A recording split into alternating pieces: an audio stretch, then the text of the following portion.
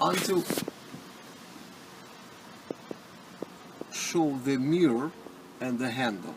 Show from my side, show mirror and the handle. Okay, it doesn't matter, I show here on this video only fails, so my handle and curb should be crossed some way.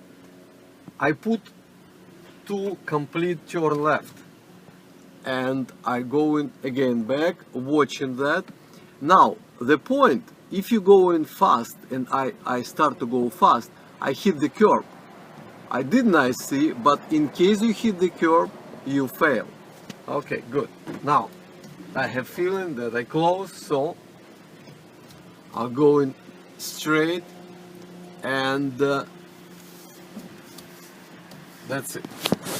Now, interesting stuff, that it can be excessive maneuver while parking. I mean, if you move back and forth 5 times, you also fail. Okay, now we check how I close or far from the curb. And here waiting your surprise. Of course, I did occasional, I tell you occasionally, I did perfect. It should be 6-8 inches from the curb.